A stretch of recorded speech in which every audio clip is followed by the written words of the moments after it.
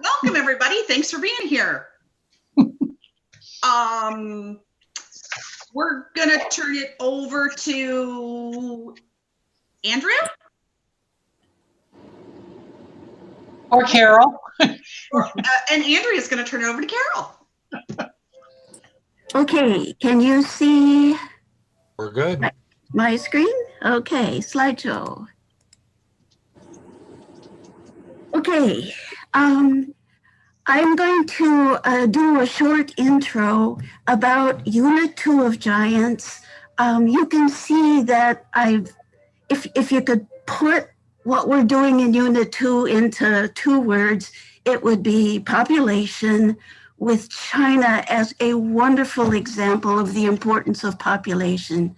China has the world's highest population. It has had the world's highest populations for hundreds and thousands of years. You're going to see that we have major questions, and our major questions all talk about population. Is population growing fast? What is the age distribution? Are there lots of old people? Are there lots and lots of children? Are countries able to meet the needs of the old people, of the workers, of the younger children? And I thought, as a quick overview, what I would show you is pictures that illustrate that we've been really serious about content expectations.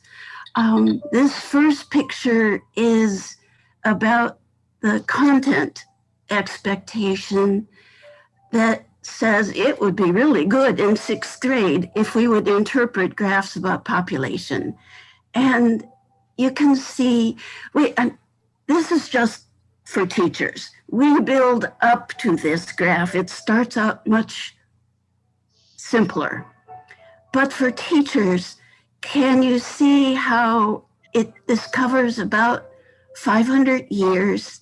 It starts back in 1650 when the world only had 500 million people, and now it has more than 7 billion people. And what we'd like the students to think about when they look at the graph is how steeply or not steeply the graph rises. This time, so I will show you again how to do that. We are going to be logging into our middle school reading, our ELA, and this is where the writing assignment for this week is. Another reading our homeroom, our ELA, and this. Another content standard is that we use maps at global scales.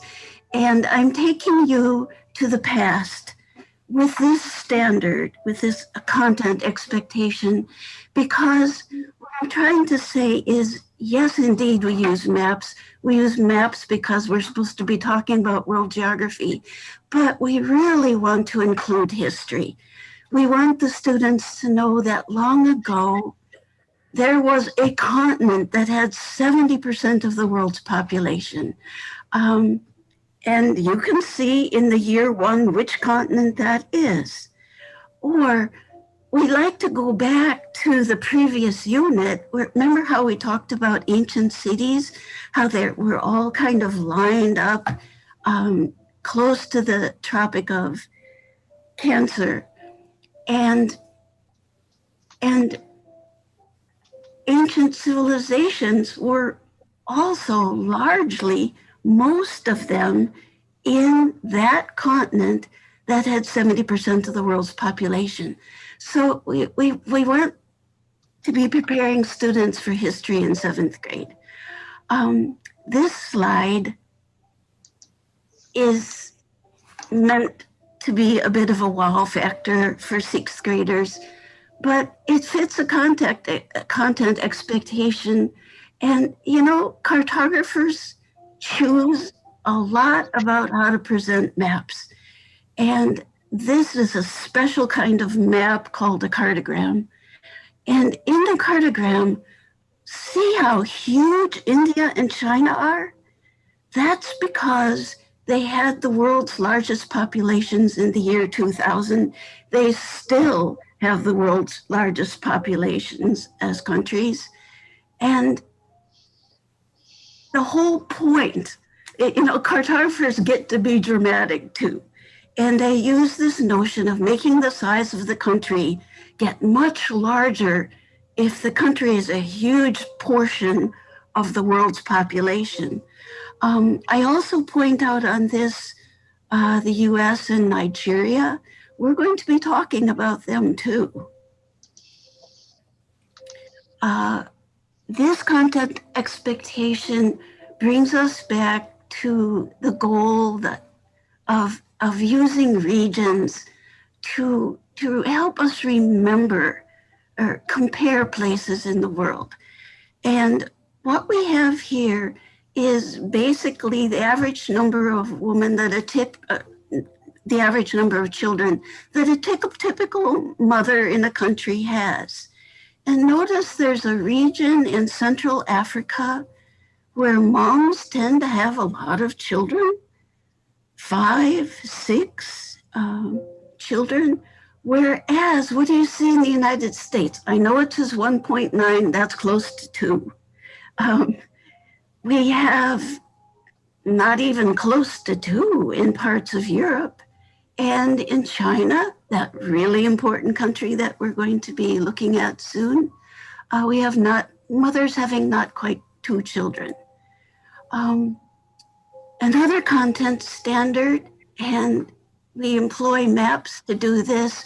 When we focus on China, we look at where most of the people, where most of the people live in China.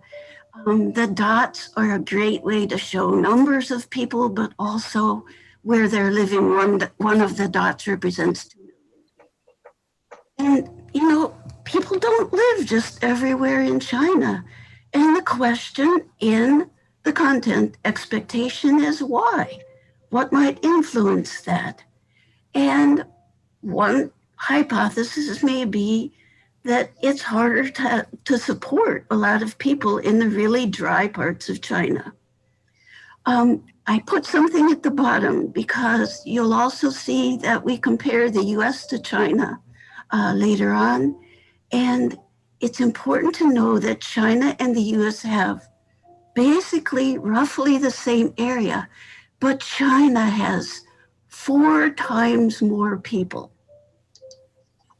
And you'll also see that China basically can only use the part of China where the people live in order to feed itself. So, one of the new things, I think new to many teachers, that we do in 6th grade Giants is we try to address a fairly new content expectation called create and interpret population pyramids. Now we do start students out with something much simpler, and you'll see, but this is just to say that we're looking at the ages on China. The younger ages are toward the bottom of the population pyramid, and the older ages are toward the top. In Ethiopia, the bottom graph, the younger ages are at the bottom, the older age at the top. And one of the why do we bother with these things called population pyramids? Well, I point out that what's really important to countries is their working age population. Why?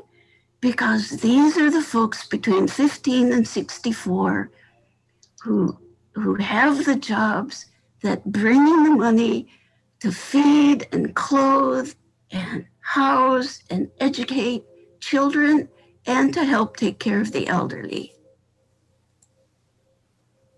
The last content expectation that I'm going to illustrate is where we can bring in some civic standards.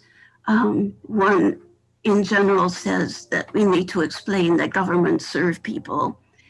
And another says, explains ways in which governments interact. And I'm using a kind of a sad topic, maternal deaths per 1,000 births. These are moms, expectant mothers who are going to give birth, who either die in childbirth or very close to that time. It's a very sad topic, but it's one of those expectations, healthcare, especially for moms, that could be very important for governments to take care of. And you'll notice that there are some regions of the world where this is a very serious topic. Again, in Central Africa, for every 1,000 births, there is a country where 814 moms die. This is just very troubling. There are other parts of the world, India and Pakistan, that have some problem with this too, but it's a much smaller issue in Canada, the US, or most of Europe, or Korea, Japan, or Australia. And that brings us to humanitarian aid. And we will have a very, very short PowerPoint about how the US provides aid to other countries. And then just as a kind of a summary, we have been revising everything in Unit 2. We've tried to make all of the activities shorter. We've tried to make many things optional. You could have as many as 14 class periods in lesson 1 and in lesson 2, many fewer in lesson 3. But each of the presentations we've tried to shrink and be more efficient. So it may not be as much as 14 class periods. Okay, I am done. Okay, and those are the 14 class periods Carol's talking about, is the actual class periods for the instructional piece. If you do any extra on your own that you're putting in, that's going to add to those days. So going back to the beginning of what Carol was talking about, we're going to look at a matching activity for the students where they're actually looking at, I'm going to hold on that, the names of the continents, and then they're going to determine which percentage of population is in each continent. We do have a sheet with answers for the teachers, but to manipulate the page, you want to open it up and then go to Google Slides.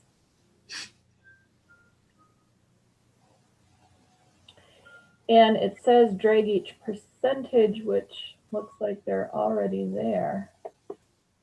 And while she's pulling that up, I'll just make a quick announcement that Roy and I are going to talk about Canvas at the end of tonight. So those of you that want to import things from our Canvas into yours, we'll kind of go over the outline of what that looks like tonight towards the end of the session. And as far as the assessments go, we've got the Unit 1 assessment in there as well. So those are things that we will bring you at the end of this session. And it looks like Sharon is good to go. Okay, so when you go in, you should have, and following the same steps I showed before, opening Google, I'm not sure what happened, but you'll see that the students have matched the percent to the continent, and they're simply going to drag these numbers over. Your cursor, you'll want to tell your students, you cannot go over the numbers. You're either going to be just next to them or just kind of at the top line.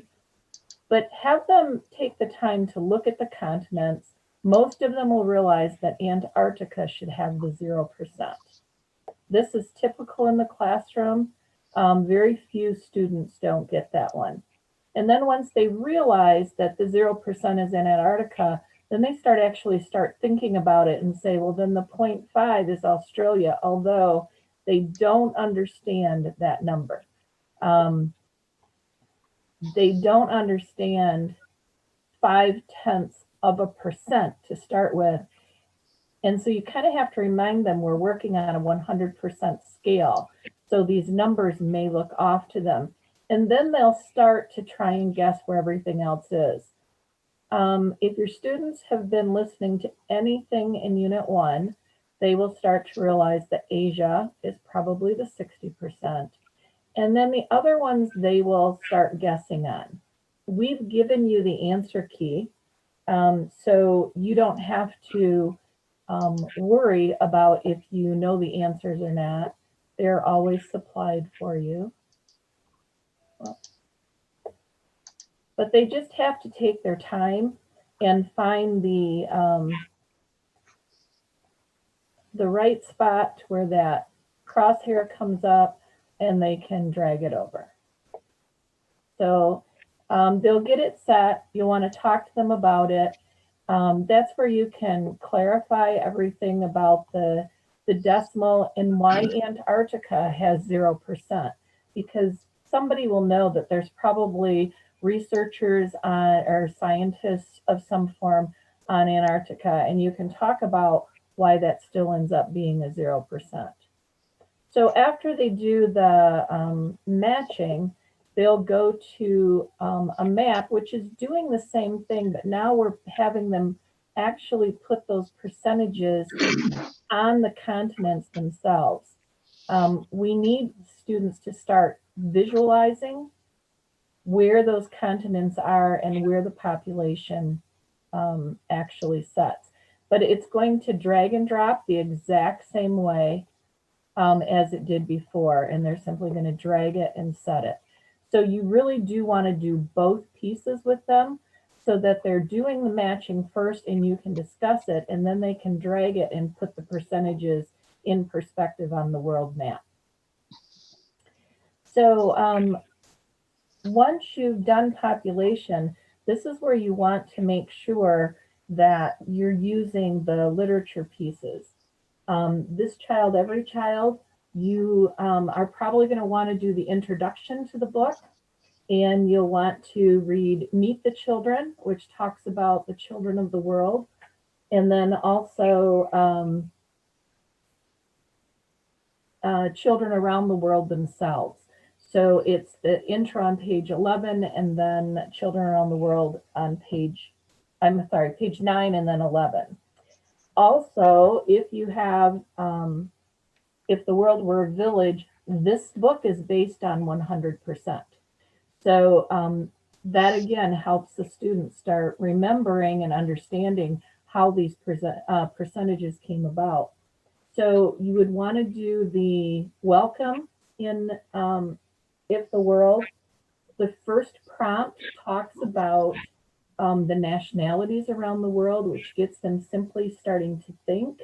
And so once you have that done, also, you can talk about the excerpt that's written about nationalities. This is where your days sometimes will lengthen out. When I was teaching, a lot of my discussions on our literature is where my class periods ended up being extended into the next day. You will probably also be, if you're reading Chuju's House, you will also be in the midst of the book of Chuju's House. This typically takes more than one unit. And if you're reading any length of time from Chuju's House, that's also going to take time out of your teaching sessions. So when we put that 11 to 14 days, it may even extend beyond that, but within, you know, a give or take of a few days. And we're going to go to the next presentation in the lesson, and that is population through time. So this isn't a real long PowerPoint, but it does have a lot of information in it. And then some of the slides that go along with it, I turned into, excuse me? Oh, I turned those into notebook pages. And so I'll show you how that works. So it's just to get the kids thinking about where the most densely populated areas are, where people are living, and then what has happened, what has changed over time. So this is comparing the year 1 to 2016. So one of the first slides that we show is where we see the percentage of the population. So most of the people they recognize are living in Asia, and it's a limited percentage of people in North and South America. And then we ask the students to look for what are the changes that occur, what are some things that stay the same, such as, again, the largest percentage of the population in Asia. But then we start to see other changes that decrease in Europe and the increase in North and South America. So to go along with that, we have our we have a population or a slide. And so the teacher can either print this out if it's in-person learning, or you can push it out as a slide through Google Classroom. So the students will be able to make that comparison with the two maps and then try to determine what has happened over time. So that is in this particular PowerPoint or presentation, there's a few different activities. And so this one definitely, we want to make sure students have a good understanding of that, how populations have shifted and how much they have shifted, because that does have an impact in, even though it was, over about 2,000 years ago, we see the changes that have occurred have an impact in the world today even. You can continue to go through. One other place that I want to point out to is this table. And again, I like Carol's description of it. It's a lot of numbers there. And numbers can sometimes be overwhelming for kids. And so this PowerPoint, as you work through it, I use this page also as a way for the kids to identify and look for some of these changes that occur over time. And so one of the big things that we notice about this particular table, we've broken it down. So we're looking at focusing on the second column here, which is the total world population. And we see how much change has occurred over time. But one of the other things that we want to get kids to recognize or look at is that we assume that the population is always increasing, even over the past 2,000 plus years. But there are some amounts of time within our history where we've seen that the population has actually decreased. And then when you point out maybe one of these places on our chart, then that really gets the kids going, because they want to look and see, is there anywhere else that we've seen a population decline rather than increase? And not just with the world population, but then looking at the changes that occur in all the different continents as well. When we go back to the original slide there, that's when kids will start to take a closer look at it and recognize that, for instance, in Asia, again, between 1200 and 1400, we saw a significant drop in the population there. And so that gets them thinking about and talking about, what could have possibly been happening in the world at that time to have an effect on the population like that. So we go through that, and then to get them thinking a little bit more about the changes that occur over time. Sometimes it's a hard concept for kids to identify or understand what those kinds of changes are. So we actually use this slide to get them thinking about, how tall are you now, and how tall were you when you were just a toddler, just a year old. And that we get them talking about that sometimes, students experience growth spurts where they, grow very quickly in a short amount of time, and then they kind of slow down. But that's part of getting them to understand that just like with the world's population, there are times where it's grown very quickly and other times where it has grown, but maybe not as quickly. And so we look at some of those changes that occur. So here was an example about this student that how tall they were at age 11 and then how tall they are at age 19 and the change that occurred over time. And then as we take a closer look at it, if we would graph it out, that sometimes the change was pretty significant and other times it was just a small step or a small change that occurred. That gets the kids thinking about that. And then the next activity that we do, you kind of saw a preview of it in Carol's review or overview. But then we look at the population change that has occurred over the last 5 centuries. So I give this slide, let me find it. No, one more. There it is. So again, I give this to my students because I'm teaching virtually. So you can print it out or you can push it out, make a copy for each student and send it out through Google Classroom or whatever your platform is. And then they can add information. So I've already done that. I've started with adding some of the bars to this bar graph.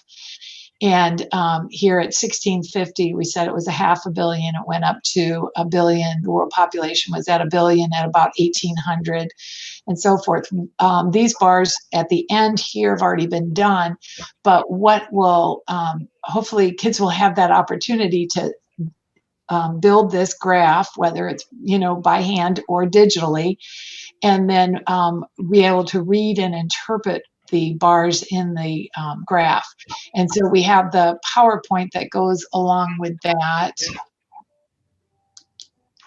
And just as Carol demonstrated, we could see that not only were the bars spaced far apart on the when they first start filling in this graph, but then how quickly they start to increase and how compact they are, how close they are together. And it really becomes a challenge for kids to get those bars in there.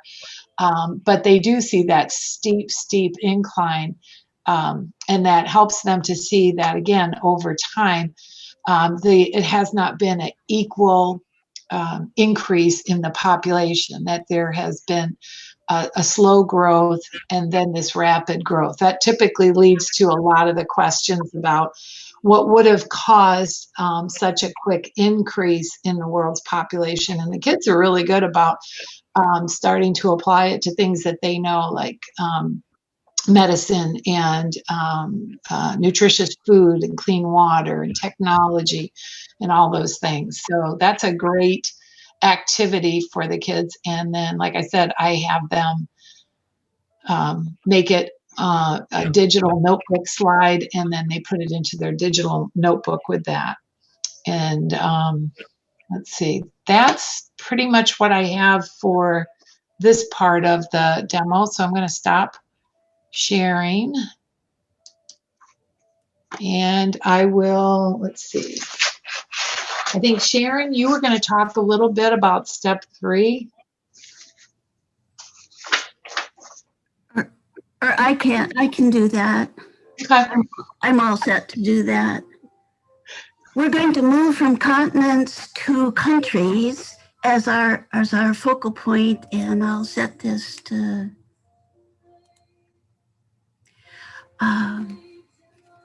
show you. Oh, sorry. And the students have been talking about continents. They've been talking about which continents have the largest populations. And now we're narrowing down to have the students think about which countries in the world have the largest populations, and they may have some good estimates from the news. We have a map, and we point out the top 12 largest, most populous countries, with China and India being the billionaire countries. No other countries in the world have achieved having 1 billion people, except for China and India, with China having slightly more people. This is a good reminder that, and they have had many people for hundreds and thousands of years. So we want students to remember these as really important countries, the high population countries. There are 10 others. We have the US, Mexico, and Brazil in the New World, but we have so many more in Asia. Nigeria is the largest country in Africa, largest population country, and one of the top 12, Russia, in Europe. The rest of European countries are much smaller, although if you put them all together, they would be one huge population. While we're looking at these top 12 countries, we do not expect students to know every one of the countries in the world, but these are really important. So they're going to be quizzed, and then they will be assessed at the end of the unit on these top 12. We try to give them many ways to look at this. One way to think about China and India is to say map makers can show you some drama with using dots to show, oh my goodness, 1 billion people means a lot of dots. You can see Nigeria, a lot of its dots here in Africa. But we want to show population in a variety of ways. Another way, instead of using dots, we can use much larger symbols. We can have a symbol for 1 billion, and then we can have a much smaller box for 100 million. But notice how India and China, even though their names are now covered up, really stand out. If the United States, as one of the top 12, has 3 boxes, that means it has 3 times 100 million, or about 300 million. Nigeria has about 200 million people. This is just another way to be thinking about where are large populations. One of the questions we'll ask later is, and which of these will grow even larger? This is where map makers get to be dramatic with a cartogram. If we point out China and India, they are large because the cartogram has distorted the size of the country to represent the size of the population. And China and India just balloon. Notice that Nigeria is large, Brazil is large, United States is large, Indonesia, all of those islands. Japan, even though it would be small on a regular map, when you take its islands and represent its populations on a cartogram, it looks like it's in one of the top 12. We have activities where the students find the top 12 countries on the cartogram. We try to have some reflection questions. Which countries have the most people? Is that an advantage? Is that a disadvantage? We remind the students that and we do assess them later at the end of the unit, that there's more than one way to show population. I can't drag this, one of the work map activities to review the top 12 countries. I would have to have made a copy of this, but the students can drag 12 circles to the top 12 countries. They can underline the names of the top 12 countries on a cartogram. We provide answers for all of these activities, and we have a quiz where they can drag the name China. China matches which number? It matches number 1, and that's the quiz is a draggable quiz, and Andrea's doing another version of it. Just to show you that we take these large population countries seriously. Unit 2 right now focuses on the highest population country. Unit 4 will focus on India, the second largest country in the world. Unit 3 focuses on the United States, and Unit 5 will focus on all of Europe, because if you put all of those small countries together, they do have a large population. So don't forget that. Okay. I have one more thing to share here. Okay. This is a new topic to many people. This is the question of, this is like, how do countries get larger? How do countries get larger faster? And so much depends on a topic that I think may be new to many people. Let me get you started on this. And instead of dumping a new term on you, we just kind of ask a general question, and it says, how might a family's life be different if a mom and dad have 2 children, or if they have 5 children? And you can think about what the house is like, what the daily schedule is like. What this is bringing us to is a very important term that will help students understand how populations grow and how some populations grow faster than other populations. And the term is fertility rate, which is really a pretty simplified number. It's the average number of children that the typical mom in a country has in her lifetime. In some countries, a mom might have 2 children. In other countries, a typical mom might have 5 children. And there is, Andrea Chern told me that the students get a little bit worried when they see 1.7 fertility rate or 4.5 fertility rate. It's like, how can you have 4.5 children?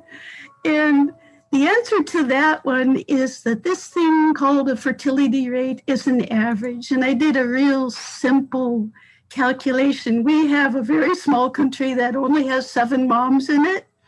And we tell you how many children, some moms have 1 child, some have 5, some have 3. When you total up the children of the 7 moms, you have 24 children.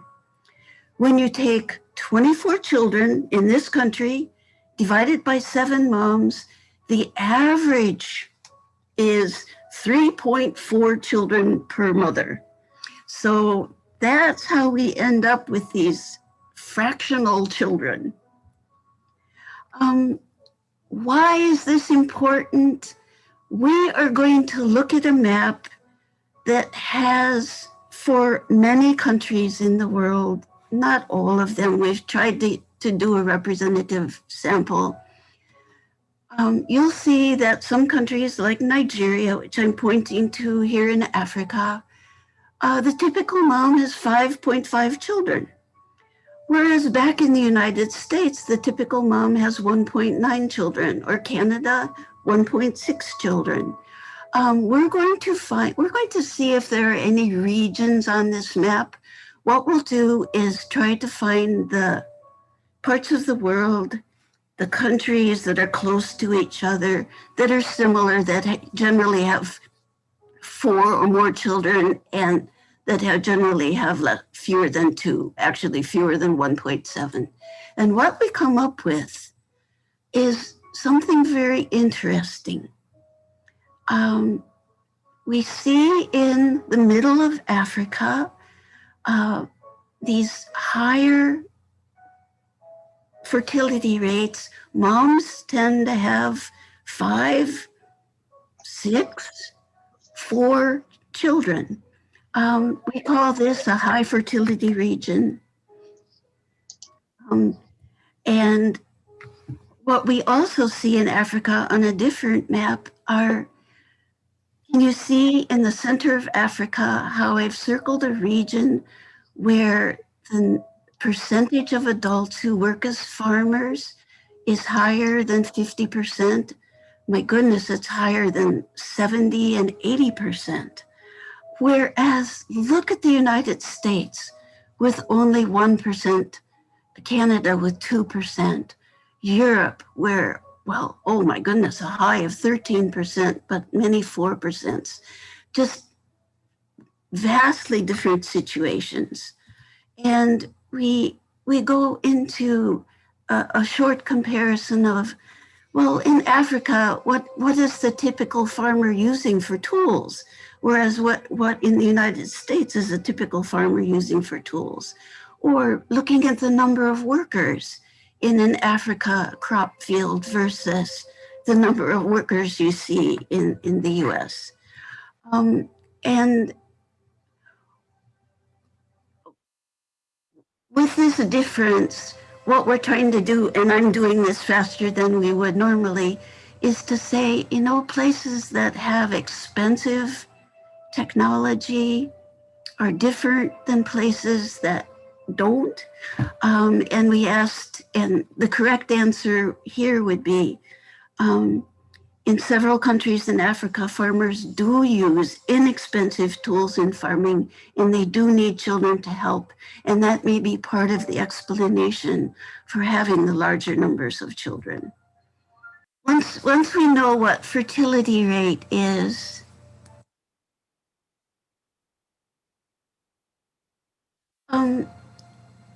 we tried to say that countries at different times might be having more children or fewer children in general. Bangladesh, which is close to India, Bangladesh is one of the top 12 countries in the world. It's very small, but it has many people. The fertility rate in the past, the typical mom used to have 6 or 7 children. And more recently, the typical mom has 2 or 3 children. We're going to look at Nigeria, Bangladesh, and China. And if we compare Bangladesh, in the past, we just said it went from moms went from generally having 7 children to just 2 or 3. In contrast, in the past, the same year of comparison with Bangladesh, Nigerian moms were having 7 children, and more recently are having 6 children, typically. Nigeria hasn't changed as much. The reason we look at this is because China, and we will look at China a bit more, but I want to make the point that China seriously decided to slow down its population growth. It did not want its graph of population to be going up as steeply. And China, having the largest population in the world, was concerned about taking care of large numbers of children that would be added each year. If you have a lot of people, if you have a lot of moms and dads, they each have a couple children, they keep adding to the population. And China was well aware. China needed to provide homes, food, healthcare, education, jobs in the future. China began in the 1970s a strict government policy called the one-child policy. This was about 45 years ago in my lifetime, definitely. In my lifetime, because I'm 75 years old, I remember being admonished as a child to eat everything on my plate because there were starving children in China. Apparently, China was worried about that too, because in the 1970s, it decided to encourage and even force, as government policy with penalties, families to have only one child. And this is instead of having 3 or 4 children. Families who lived in cities could have only one child, or there were penalties. Farming families could have 2. And that's why the book about Chuju's house that Sharon was telling you about is really interesting. You feel the life of a young girl whose family now has 2 children, and they're both girls. And we have opportunities for the students to go out and look at the campaigns, the posters about having only one child. The reason I point out Nigeria again, in 2015, typically a mom has more than 5 children. Bangladesh a mom having about 2 children, and China, a mom having in 2015 fewer than 2 children. Can you predict which of these populations is going to grow faster? And one way to look at that is with a bit of drama, but this is just the normal map, where we can look at Nigeria, Bangladesh, China, and then we will go to a cartogram. And notice, if we compare the US and Nigeria close to present day, 20 years ago, Nigeria is smaller than the United States. It doesn't have the population, as high a population as the United States in the year 2000.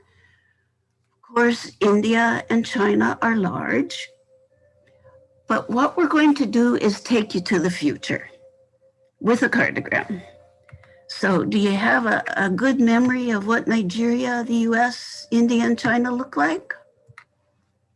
Here's Nigeria, the prediction for 80 years in the future, in the year 2100.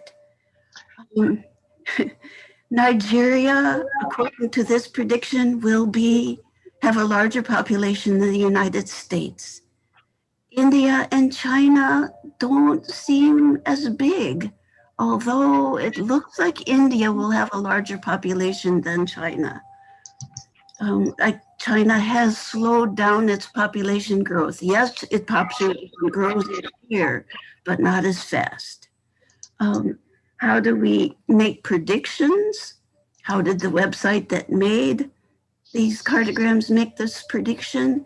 It looks at the fertility rates of African women in the early 2000s and says if you're having 4 or 5 children a year rather than having 2 or 3 children, it makes a difference. You grow faster. A quote, the UN attributes this change to Africa's high fertility rates and then its young population growing up to be parents and having children of their own.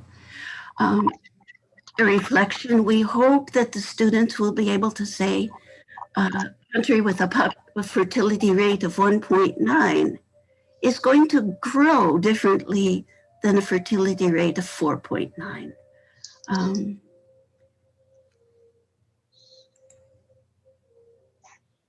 Oh, and now this is, hopefully, Andrea and Sharon, do you want me just to turn this off and go back?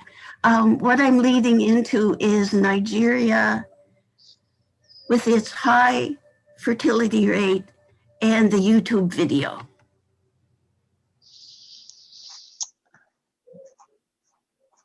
So would you like, do you want to just go back to having the screen now? Let's see.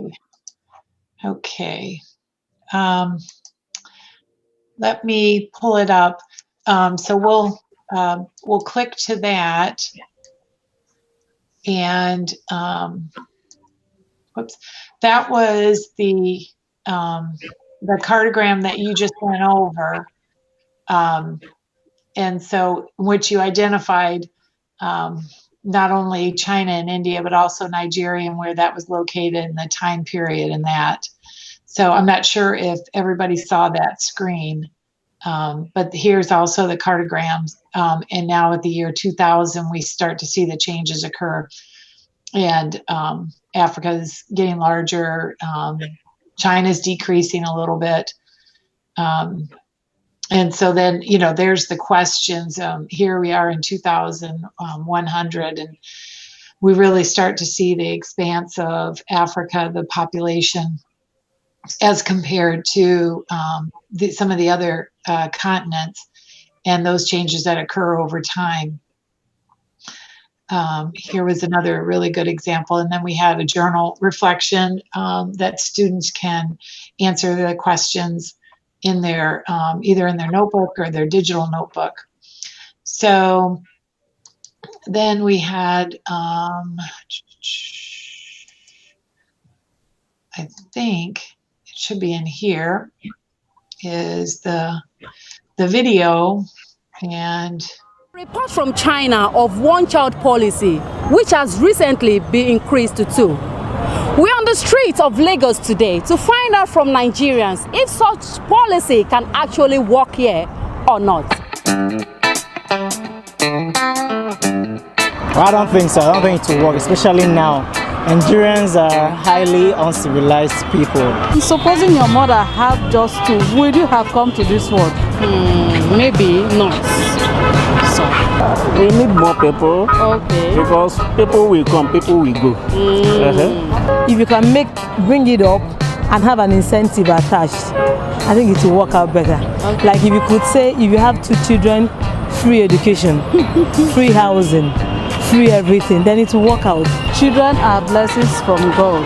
If you are really serious about it, it can work. Okay. Because you see many people giving back to many children and unable to take care of them. We believe we should have children so that when we leave, our children will take our place. Lots of factors like tradition, like religion. Like here in Nigeria, we're not yet done with enjoying the necessary things of life. Most people are deprived of a lot of things.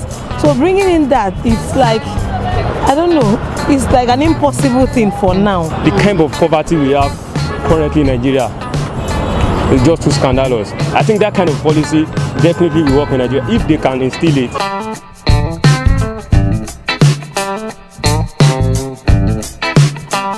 How many children do you think, the minimum children, do you think we can have in Nigeria? 4 is okay. If I were to have children, I would like to have 5 because, no really. It's 4. 4 is okay. Minimum of 4, maximum 4, of 4, 5, maximum of 6. 6 okay. children. Yeah. At least 3. Period. I think if we talk about 4 or 3 or 2, from 2 upwards. Okay, maximum of how many? 4. Like how many children do you wish to have or do you have already? 2. That you want to have? I have already. Nah, you still wish to have more? I'm done. You're done with just 2? I have 1 now. I'm praying and believing God for twin. That in those days, our parents used to have 7, 8. But in our own time, I think 4 is okay for us. Really want to have just 1 child and adopt 2 more. For me, 1 child. And adopt 2 more. And adopt 2 more. Adopt 2 more. Yeah. Oh, and will would your wife agree to that? I think I will marry the kind of person I am. As much as God will give you. Wow. 4 by God's mercy. Or 5. No. Let 4. me add more. No. 4. Nigerians have spoken, but I believe Nigerians should have the number of children they can afford to take care of. Till next time I come your way, I'm Odunwayo Hoti, and this is Partables.com. Bye-bye. How na day? How far? So again, that is, that particular video. It goes on, and it is interesting to see what their comments are about it, with whether or not that one-child policy would work, or something to that effect would work in Nigeria. That was pretty much. There was one more video that was really cool, and that was Andrea. What's that? I said, before you show that, when you're showing that last video, it's really a wise idea to show the video and just have the kids listen to it, and then have them listen to it a second time. Because of the accent, they have a really hard time understanding it the first time through. But the second time through, all of a sudden, they can start picking up on what's being said, and they understand the conversation better. Then you can have a really good discussion with them. But they really need to hear it and then hear it again. Otherwise, it becomes very hard, and it's not quite as choppy typically. But the other thing I suggest is that when you play it, make sure you open it up full screen, because sometimes those side videos that come up, the pictures are not quite what you want, or the titles to the videos. So just make sure it's a full screen before you show it to the kids. The last thing that we had in this first lesson in Unit 2, that included this thought, the whole concept of natural increase or natural decrease for the population. And so this presentation includes using the analogy of a glass of water, and how it fills up, and but then that's an increase in the population, the birth, and then the decrease would be the deaths. And so it handles it in a really interesting way. There's a really again, another interesting video in that one. The kids do like to watch this one, and this is another one that I show a couple of times. It's fairly short, but it really gets their attention, and they really pick up a lot of details with it. Only a third of a billion. So again, that's one of, like I said, that's one that the kids seem to enjoy watching. And then I like the way they finish that up with, it does give them an opportunity to start thinking about what would be the effect of an ever expanding population, and do we eventually run out of clean water and food sources and things like that. So it seems like these are really big topics for kids, but I think that the way we've gone about trying to present this information and make it factual, that it hits the GLICs that we need to, but we also try to make sure that it's at a sixth grader's level, so that they do have and can gain an understanding of it, rather than just trying to memorize numbers or memorize locations in that. So we try to keep reinforcing what we've been discussing earlier, and they see that dramatic change and increase in the graph in the population over time in that. So between that and getting a better understanding of those locations around the world where there are the most populous countries, then they start to make those connections with what's happening in that part of the world, what's happening to their natural environment and their resources available to them. And that, takes us into Unit 3, Human Environment Interaction. So it just links itself. But I think that's pretty much it for the first lesson in Unit 2. And it looks like we are due for a break. Yes. So we've got like a 10-minute break, get up and stretch and, grab something to eat, whatever. And we'll see everybody back here in 10 minutes at 5:55. You're sharing your screen. So looks like you're all set for lesson 2. All right. One of the major portions, one of the major topics in lesson 2 of Unit 2 was made by my husband, Phil. It started out as a very, very long PowerPoint. And for last year, we broke it in 2. But for virtual learning, we broke it into smaller pieces. We now have China in 4 smaller PowerPoints, where if you had to, you could give one of these smaller PowerPoints to the students to look at, or a teacher could present it. What I'm going to show you here is one long one with portions of the four presentations. Something we suggest very, very strongly is that students take notes about China on a map. The map is a really important part of China's story. I'm going to leave till later. If you have questions about, well, if you're working virtually, how do you get a map? In the classroom, we used to be able to hand out a paper map, but I'm going to leave to Andrea, because she's been working on this issue, to talk about getting the work map a little bit later. Oops, no. Okay, the work map comes in 2 parts. There's just an outline of China, which, could be roughly traced and still be a great way to take notes. And then a little bit harder for tracing would be the work map of China with rivers. And let's get started. I have taken Phil's PowerPoint about China and broken it into section 1, which I'm showing you a part of.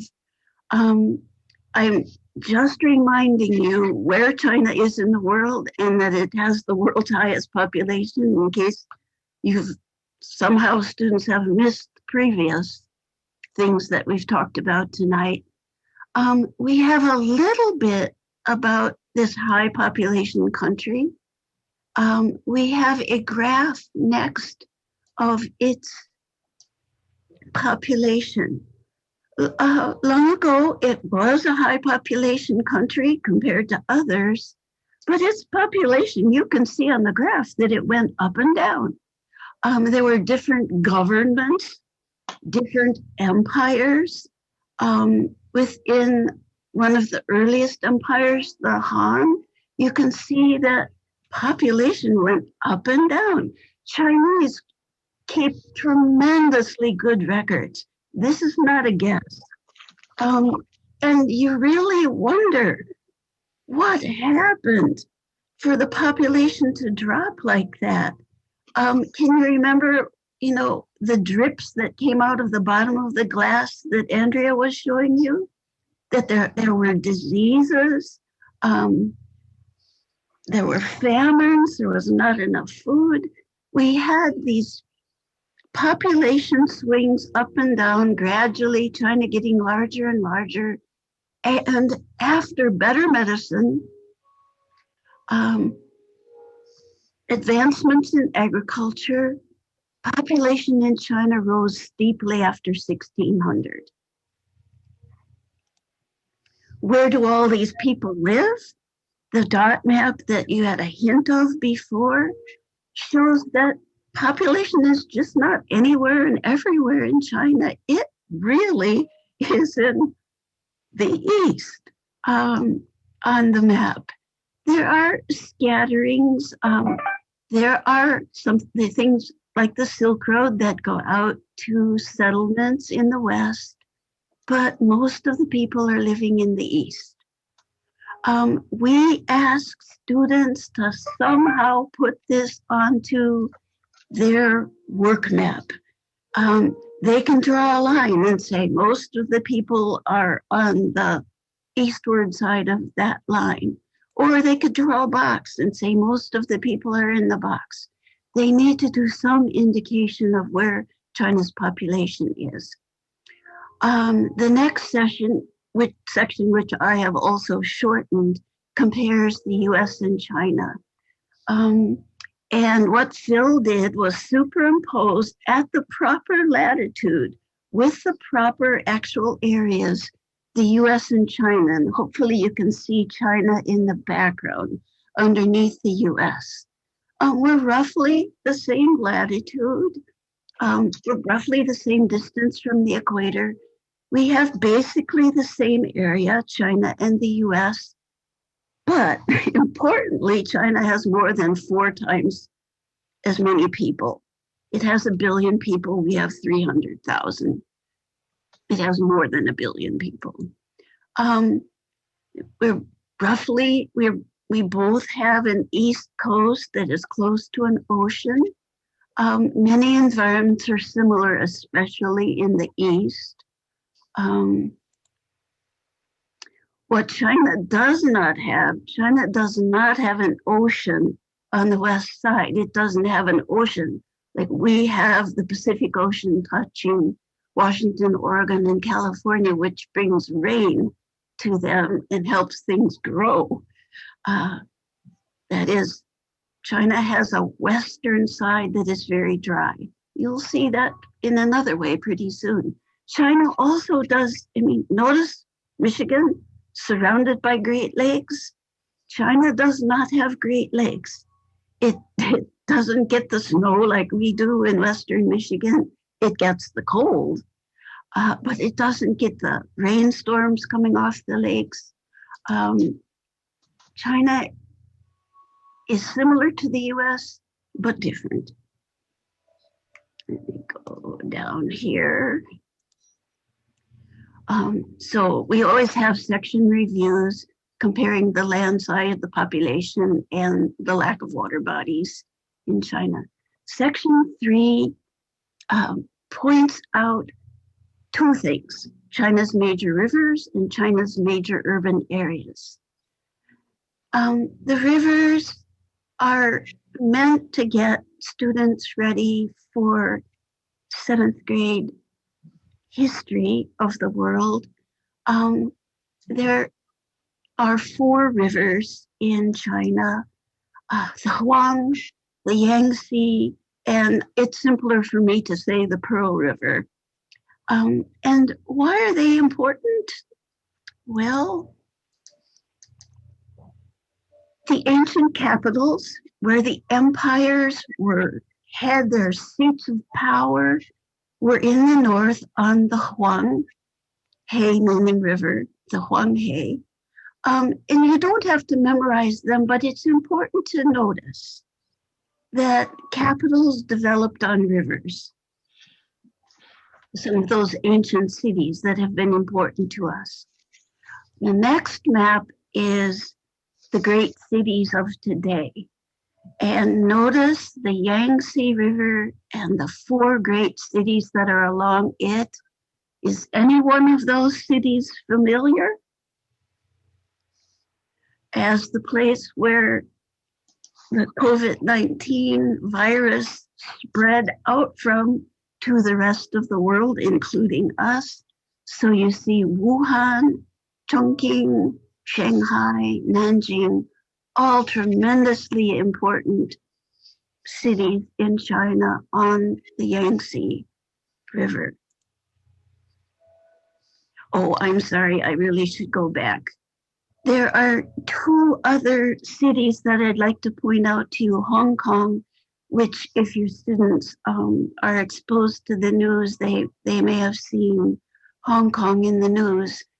but Guangzhou, or the Englishified name for it, Canton. The reason I'd like you to remember those is if you're looking for where Apple iPhones are made, where many cell phones are made, where many electronic devices are made, it is next to the Pearl River in southern China.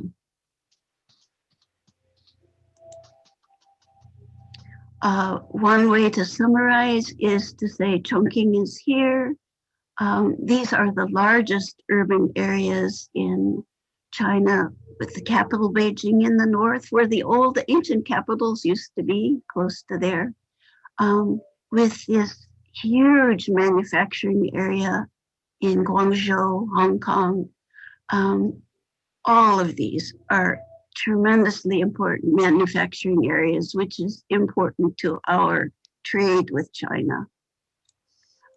Again, for section 3, we have a review of rivers, ancient cities, urban areas.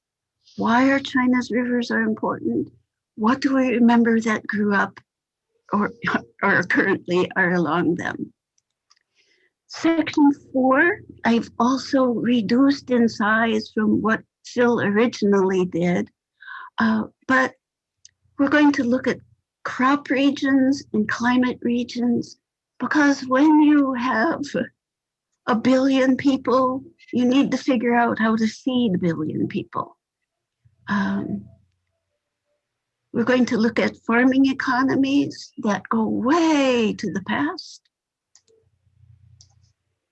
with the most important crop. Notice it is on the east side of China, but it's also in the southern part of China. And this is an amazing place where the Chinese can grow 2 crops in 1 year. Can you imagine growing 2 crops in a year in Michigan? This just is not possible. But it's warm enough in southern China to grow 2 crops of rice. And several people suggest that this 2 crops of rice region, which really students should put onto their work maps, this 2 crops of rice region is why China was able to have such a large population so early in time and continue to have a large population. It is possible to grow rice farther north, but you can only get 1 crop during the growing season during the summer, and then it gets too cold to grow a second crop. I'm going to move down here. Chinese do also eat noodles made out of wheat. And wheat is grown in the north, usually just the 1 crop in each year. Sometimes it is drier in the north, and wheat does not need as much water as rice. If we put many important crops onto a map of China, you can see they're grown not in the west, but in the east largely. But Phil has added something very important here, and that is that this is basically the only places in China where you can grow crops. It may have a large territory, but China has only about half as much good cropland as the United States, which has some implications for trade with the United States. Why? What's going on? I think you can see, and you would imagine if you've not watered your plants and seen them dry up, it makes pretty good sense that you're going to be able to grow crops in the parts of China that have more rainfall, and growing the rice, especially here in the very wet, high precipitation part, of China. The dry parts are in the west. It is also something that I have not added that Phil talks about are the mountains here that are not only dry, but also very cold. Here we do have that, a high and cold region with no crops, basically.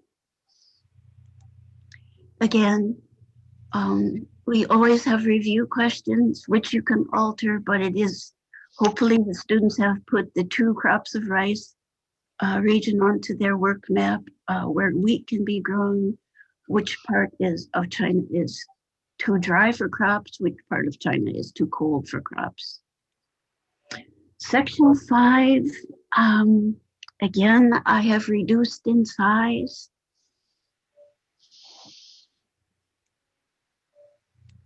As a separate presentation. Section 5 talks about what it means, why it was useful, you could say, for China to have large and crowded population. Sometimes there could be good consequences, like huge building projects carried out by the government, significant inventions, important trade efforts. Trade was important to China back in the year 100, and it's important today, just as it is important to us. We will also look at some negative consequences of having a large and crowded population. So first, huge building projects. Hopefully, the students will recognize a huge wall. Chinese, back 2,000 years ago, close to the year 100, began building a wall, which is shown by the gray here, to keep out invaders who came on horseback, to keep them out of where people were living in China in the past. The people who were raiders, they rode horses, they lived in the cold and dry places to the north of the wall. And what the Chinese rulers, the government, the emperors were trying to do was protect the farm villagers from being attacked and raided by the horsemen, the nomads. Another huge building project. Back when I lived in New York, we used to talk about the building of the Erie Canal. That's just a teeny tiny project compared to the building of what the Chinese call the Grand Canal. It went from north to south. Only an empire. This was built by hand. Only an empire who could have a lot of workers could build such a large canal. What this large canal did was allowed China to move crops, grains like rice and wheat, between regions. Sometimes there would be a famine. It would be too dry or too cold in the north, and rice could be brought from the south to the north. Sometimes it could be too rainy and too flooded in the south, and food could then come on the Grand Canal to the south. This was China's government early on building a long canal that could connect crop regions. Another consequence of having a large population is you can have a lot of really smart people when you have 500 million people in the past. In the past, China was the first country to come up with ways to produce silk cloth, which was like gold, for buying horses, for making other purchases in the past. China was the first to invent paper, to invent a magnetic compass, to invent gunpowder and to invent rockets. Having a large population gives you a chance to have a lot of inventors. In the more recent years, not so much in the past, China has built the equivalent of our interstate highways, like Interstate 94, but it has done in just a few years what it took the United States almost 40 years to do. But again, notice, where are most of those highways? In the East.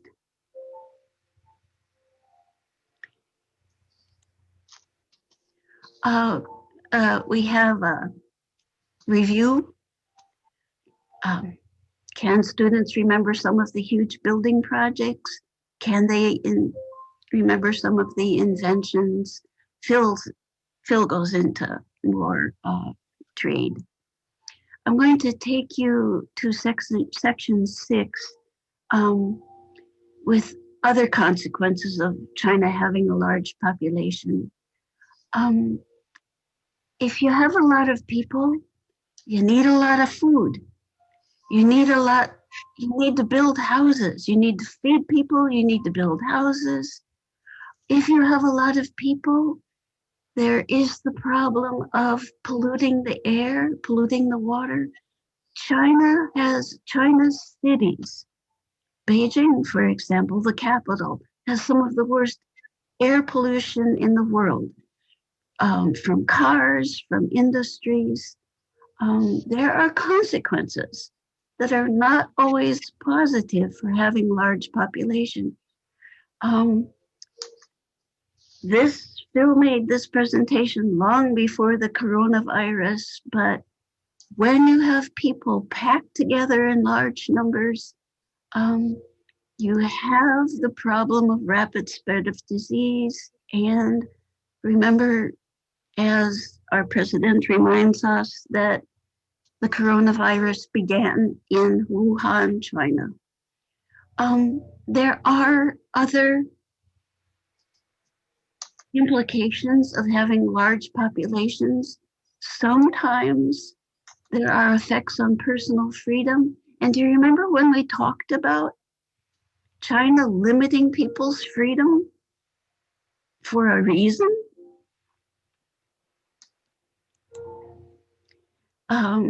In the 1970s, remember we said that the Chinese decided to limit the growth of population and said, families, you can only have one child if you live in the city. And that's it.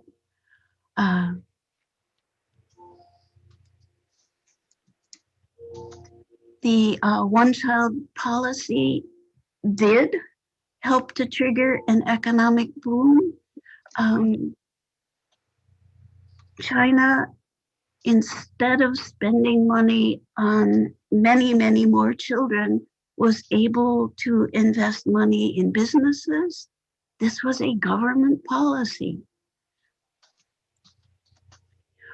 The huge population, China's decisions about what to do with and for its huge population has posed a challenge to other countries. There is rising wealth in China. Fewer people live in poverty. The rising wealth in China allows its companies to buy oil, metal ores,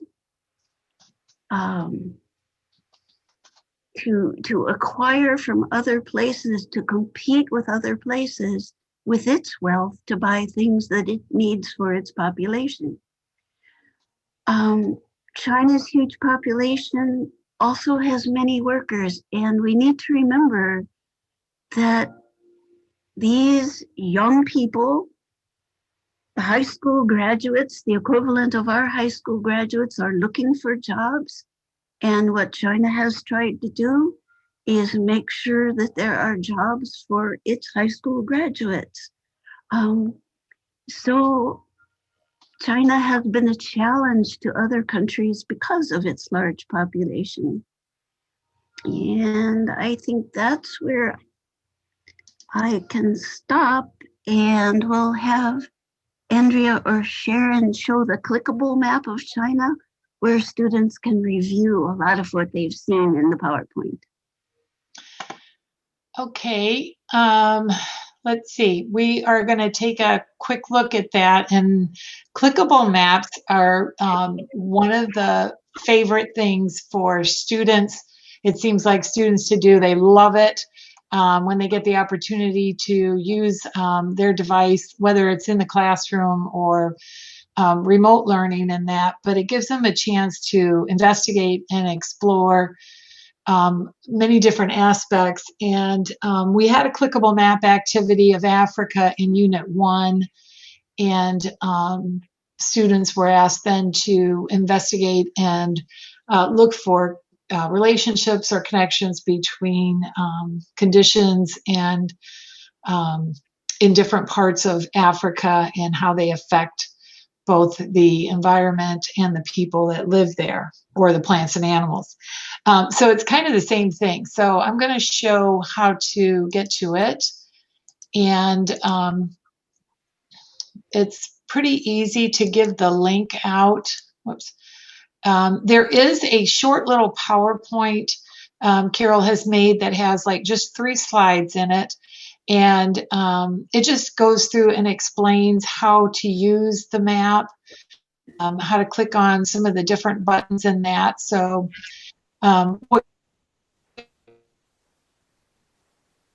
it's obviously with so many layers, it makes it difficult to read some of the information, or it just gets too cluttered. So after they go through that and they have that time to, try on all the different, click all the different buttons, then that's when you can start asking them to look at some things specifically. So one of the first things we have them do, because we have been talking about population, is we have them click on the population button.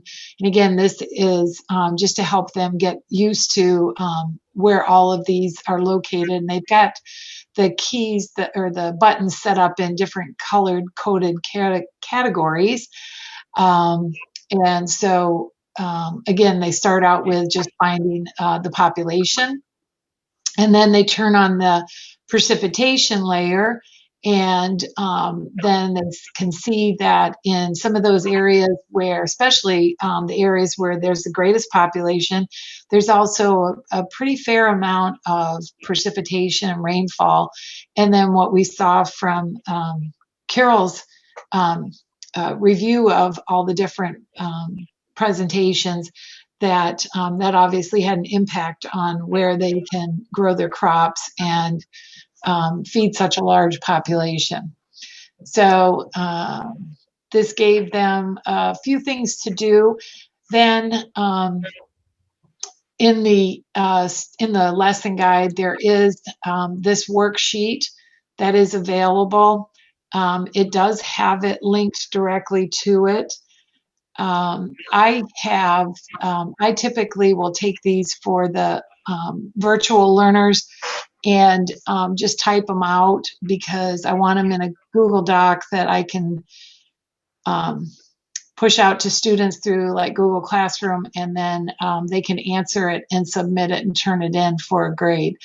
But again, it takes you through and it gives you some very simple instructions for the students to take a closer look at, and kind of get them to focus on some very specific information as well. So not only do we talk about population, precipitation, then we look at farming, we look at the countries that border China and what are some of their names. We even take a look at the building projects, and this kind of gives the kids an opportunity to make some connections with, even if they haven't studied ancient China, they still can, based on some of these statements, be able to figure out what was the purpose of that. And like Carol had mentioned, having such a large population allowed for China to have these massive building projects. So that is how you, or some of the activities that you can do with it. But again, that's a live link. And like we said, you can go through and start clicking on some of the information, we can take a look at like we were just saying, where's that area? See, again, it doesn't show up as well because it's real light. So we might have to clear the map. So where do they have that 2 crops of rice in a year rather than just 1 crop? And that makes sense, again, with the population where that's located. But kids like to turn it on. They like to compare it to the U.S. They like to take a look at some of the rivers and things like that. But again, after a while, when you've clicked on too much, it just gets to be a little bit too much. So, but this is one of the activities that the kids really seem to enjoy with that. The other thing, every button. Pardon me? The students will click on every button. Oh yeah. like they'll see how fast they can click on every button, like it's some kind of a video game or something. But the other thing that we had in our teacher's guide right there is we also take, let me get you to the teacher's guide. So we've gone through the clickable maps, China population rising. Again, this is in reference to the one-child policy and that. And some of these are optional, but here we have with our literature connection, Sharon mentioned Chuju's House earlier, and that is a fantastic book. It was such a great book for a read aloud. Kids really got into it, and after reading it aloud for a couple of years, where some of the cliffhanger moments are, and that gets the kids really crazy because they want to find out what's going to happen next, and they have to wait and come back to school the next day or whatever. And if you haven't started Chuju's House, Chuju travels, and so, yes. She's not in one particular spot in China, and so it starts making sense with her traveling that these different areas in China that we've pointed out on the maps, I found some of my students actually tried to follow her on the map. They were guessing as to which area she was in. Yeah, and she does have the book itself is so rich with detail in that it does paint a great mental picture for the kids. And so again, if it's something that you can give yourself and your students time to just, read a chapter of it or read 10 minutes of it at the end of class. Our classes were at the end of the day. And so it was actually kind of a way to get everybody back to and centered and quiet instead of getting ramped up because they were waiting for the bell to ring. But we do provide a lot of notes and questions to help lead the discussion with it. And so just keep that in mind that we really think that this is an important literature connection for, especially for this particular unit. And we don't expect in any way that you're going to hit every single question. We just tried to give you a plethora of them that you could pull from. But with Chuju's House, I'm going to go back to this child, every child, because we have several pages in here that can relate very well.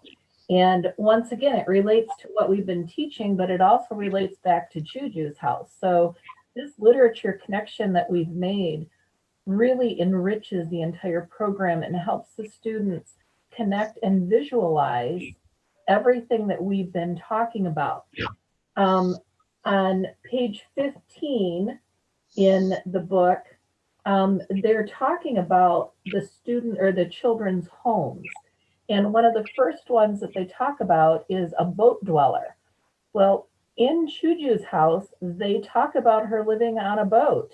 And so it starts to connect the kids quite rapidly as to, not only is there a story about it, but this is actually happening in real life. And it's something that our students, for the most part, do not experience. They may take a trip on a boat, but they're not living on the boat. And they talk about how the children have to cross over several boats before they get to land to be able to go to school. But they start comparing how children live. Right behind it on page 17 there, they talk about health around the world with children. And so some of them will relate with the children that if they go to school, they get a lunch given to them, but that may be the only meal they eat that day, which some of our children can relate to. But then they also talk about the fact that where they may be food, they don't have healthy water. And so that's another springboard for a discussion.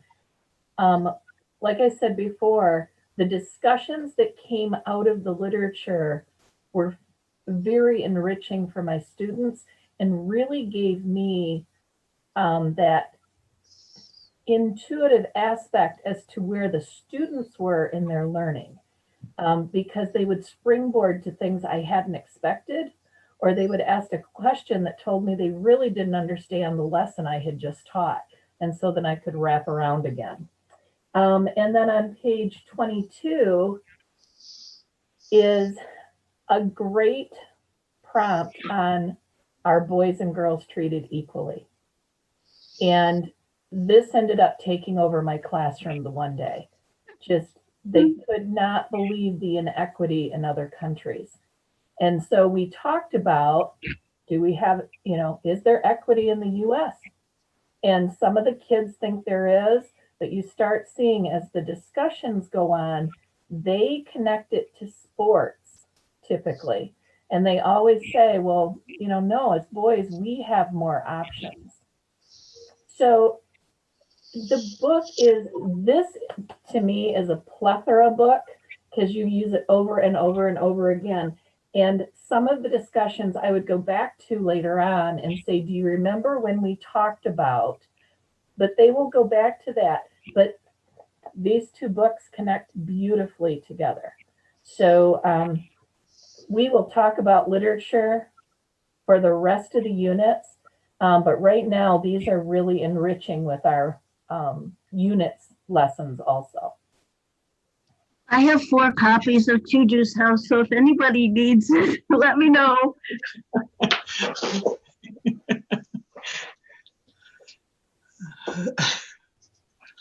Okay, let's see.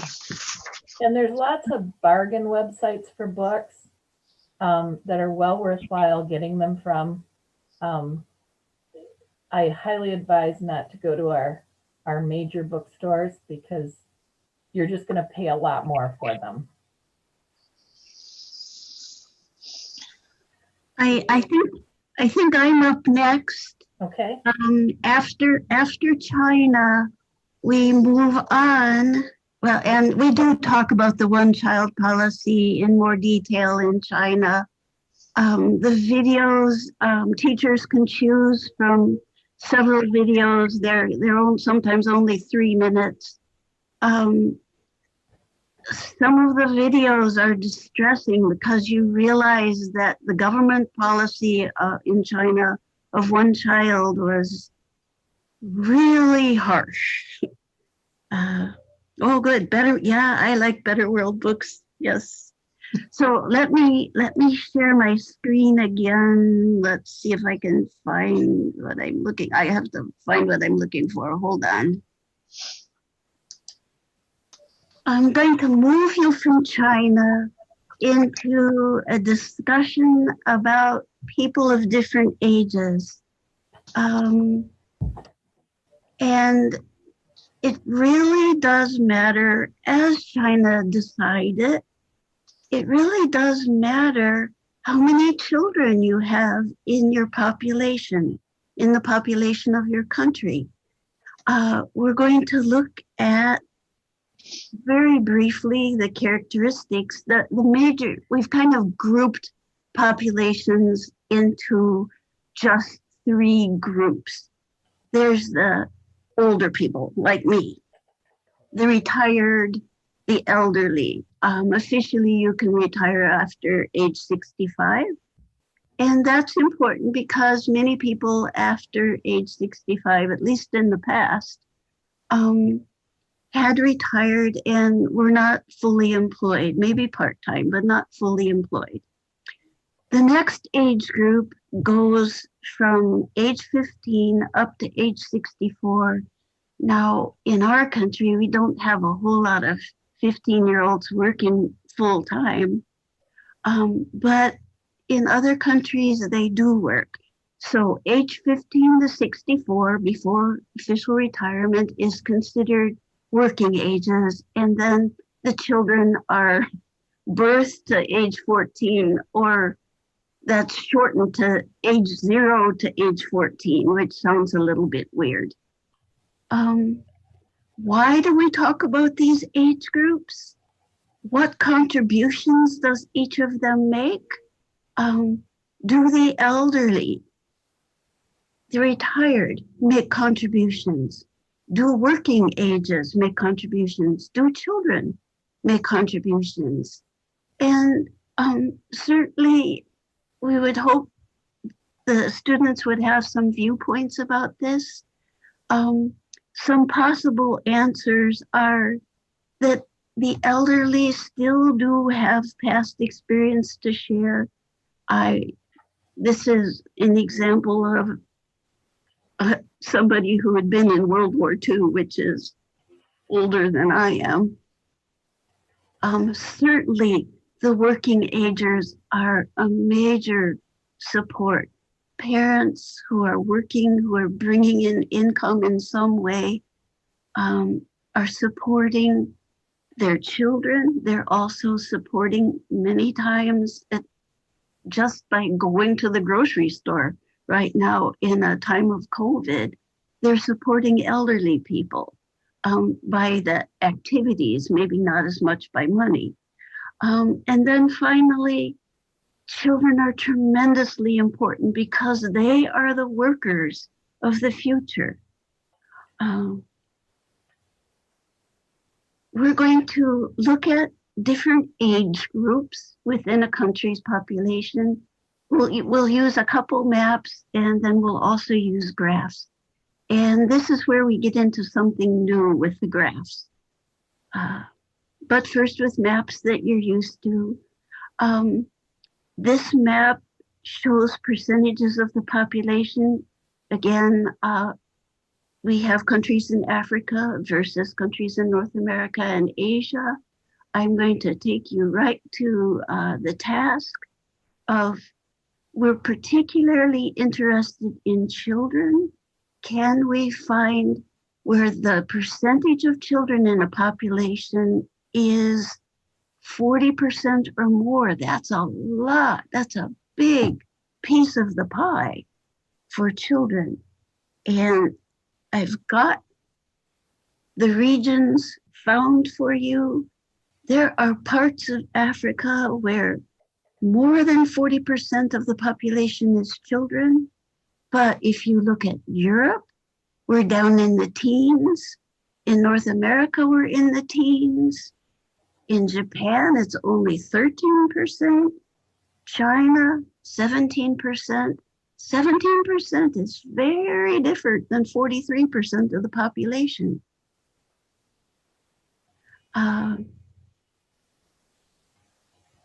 We're going to build up into making a special kind of graph, and I've kind of simplified age groups. 0 to 14 are the children ages, and then we've got these bands of 3 different ages of people who are working, and then a couple bands. You know, there aren't so many people in the elderly ages because you'll see that even in the United States, the average person just barely makes it to 80 years old. And so we don't have as many people who are older than 80. What we do on our graphs is we make a bar to show the number of children on this particular graph. The bar for children 0 to 14 is the longest bar for that almost 15-year age group.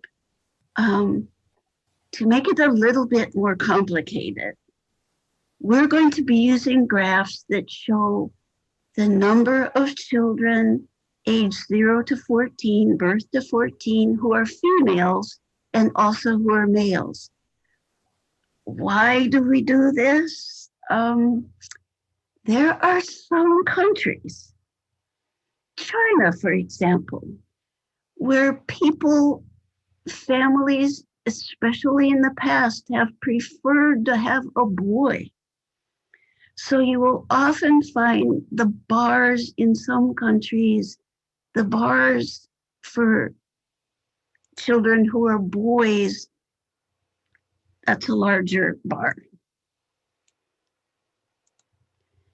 I'm going to do a quick comparison between Nigeria, here in Africa, and Japan. Both of them are in the top 12 highest population countries. Nigeria has 43% of its population as children. Japan has only 13%. And we're going to see what that looks like on a graph. Nigeria, notice we have the bars for males are on this side, they're blue, and the bars for females are red or pink. And what we're going to look at is which age group, with the younger age group 0 to 14 at the bottom, and the older age group 45 to 64 at the top, which is a larger bar.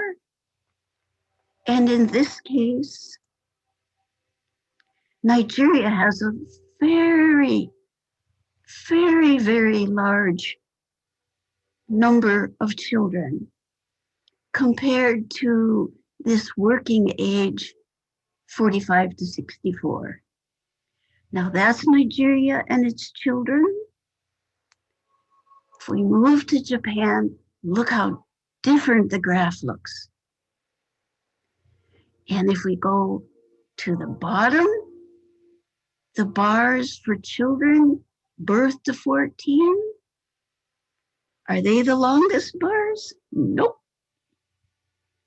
Look at how much longer the bars are for the 45 to 64 age group. What I'm doing is setting us up for sort of an analogy.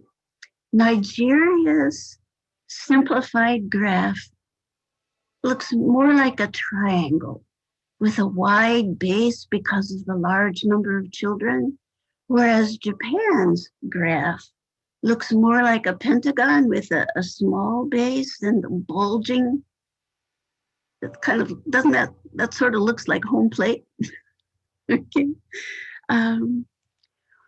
These graphs are so important, and this is one of the content standards where about population pyramids.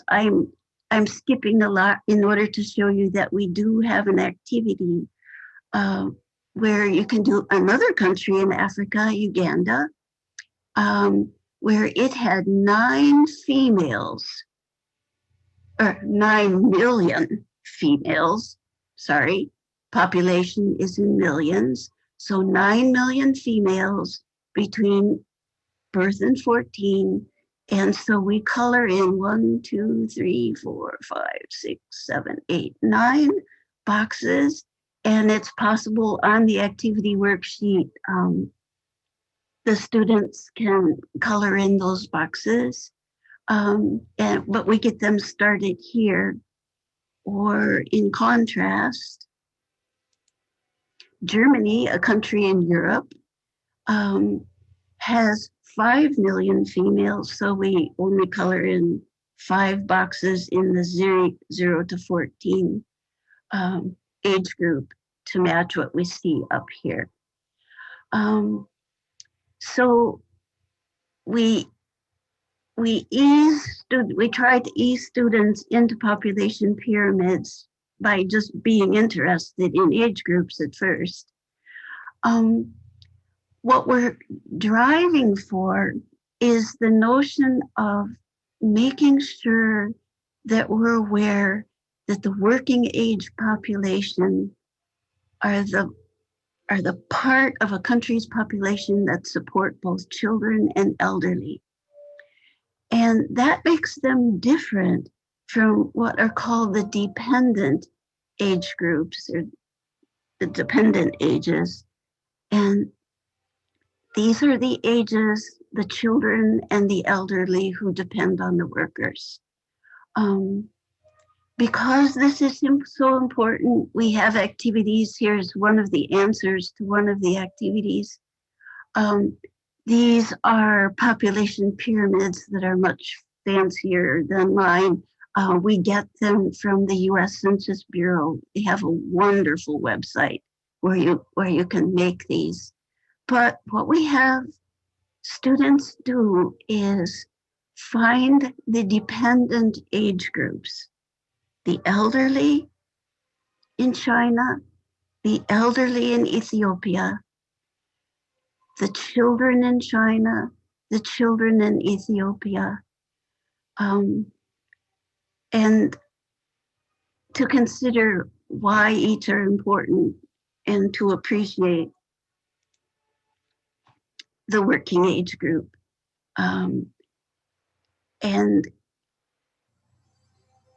Andrea made a wonderful activity, a review activity, where you can literally count much more easily than this. You can count the number of workers who are available in relationship to the dependent population who is depending on them. And you really worry when you have a whole lot of dependent population and not so many workers. So I can put that down. And that's what I have. I think we're doing okay. We're a little bit ahead of time.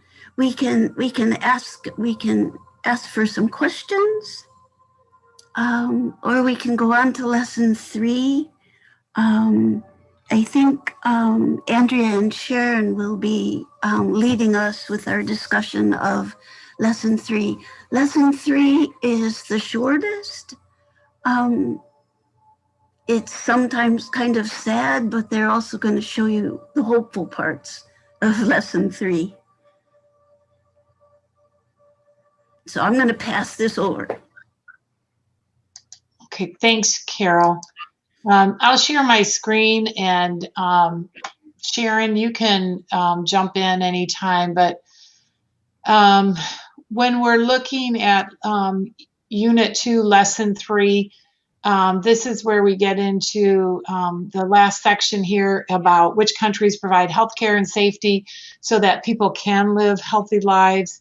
It kind of goes back to some of the topics that we've already talked about the birth rate, death rate. And so in the Healthy Lives presentation, there are, I think it's 4 options, and that is really up to the teacher if they want to go through all of it or if they want to pick 1 or 2 to kind of focus on. So, we start out with just some of the, photographs, and that kids recognize that people having access to healthcare, and that we talk about mosquito nets. They understand that from Unit 1 when they recognize that malaria, high incidence of malaria in areas in and around the equator, around the rainy belt. But then as we go into some of the work maps, we can look at things like either life expectancy, infant mortality, maternal deaths, or even access to electricity. And so again, I've used a couple of these. I think I've used maybe all of them at different times. I know the last one I did most recently, that one, access to electricity. I'm just going to scroll through this because they all have wonderful information, and not only the maps. So each student would get their map, and then they would look for the highest percentage of the population with electricity. So they're obviously looking for large numbers, like here in the United States, 100% of the population has access to electricity in that. And then they start to recognize that they feel like, that's pretty, seems pretty normal then in areas like Europe, even in China and some of the other countries in Asia and Australia. But then they start to recognize that there are some of these areas, both in Southern Asia and in Africa, where there's limited access. And so, again, just having those discussions and getting the kids to recognize what that kind of data implies, and what we can pull out of that data in terms of, well, if there's a, what does the effect of not having access to electricity mean? So, I always ask the kids, well, put yourself in that position. What if we lost power, and then not just from a storm, but we lost it for several days, or there was an issue with the power plant, whatever. Well, how would that have an impact on your life? And again, they immediately think about things like, obviously, like the TV and that kind of thing. But then they start to recognize, well, that's the food in the refrigerator, and so many other things, just being able to read at night, having lights on, and being able to do homework at night, and that. And so then they recognize that can be a significant deficit when it comes to healthy lives and healthy lifestyles and that. But again, it's amazing how much the kids will take away from that, even as something as simple as the percentage of the population with electricity. Again, we go back to Nigeria just as an example, so it makes it easy for the kids to recognize what part of the world we're talking about. And then we kind of wrap it up with a few of the other questions that were there. Sharon, you want to mention any of the other maps? One of the things I want to mention is we go back to also, there are connections in both of our books. If the Worker Village talks about energy around the world, it also talks about healthcare and work. And this Child Every Child talks about children working, because not every place has that 16 and older, which a lot of our students do not know. And it also talks about children's rights and health and what's available around the world. With the electricity, I would also bring up, my daughter worked out in New Mexico for a while. And even though we have 100% on the US, I talk about how we determine those percentages. And we've already been talking about taking the average, rounding up. And then I've talked to them about the areas she taught in. The children did not have running water or electricity that ran 24/7. And the fact that, they would get home, and about the time they got home from school in the winter, it was already dark. And so they either did their work, which, sounds so old school, by candlelight, or they didn't do their homework. So where she taught, they actually very much suggested that children did not get homework because of the lives they were working. And she lived on a reservation, or worked on a reservation. So we have to make them aware that all of the rights and privileges they have in the US are for those in the US. And the first time I mentioned privilege for them to be able to go to school, get a lunch, you know, they laugh because they don't look at it as a privilege. But as we start talking more and more and reading those little excerpts and talking about what the other children have, they start to understand that it really is a privilege to come to school, even though it may not be their favorite place to be. So there's that underlying lesson that's happening, you know, as we're teaching this, that the kids are starting to realize one of the reasons we live as long as we do, and we have what we have are the rights we have here in the US.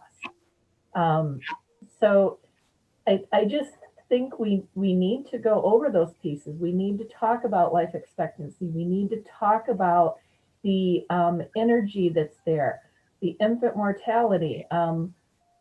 I've had years, no child in my classroom has known anyone who has died yet. You know, they're 11 or 12 years old and they're just sitting there looking at me like, what do you mean people die? And they've heard of it, but they've not experienced it. Then you have other years where you have a lot of it. So sometimes, you know, when you're going into these lessons, I think you need to be, you know, extremely aware of your students and their reactions. Because some of these lessons that we're teaching have a whole nother layer of meaning for the kids. You know, I kind of assumed at the age of 11 at 6th grade, they had all experienced death in one way or another. And I guess that's because I had experienced a lot of it by that point, but they haven't necessarily.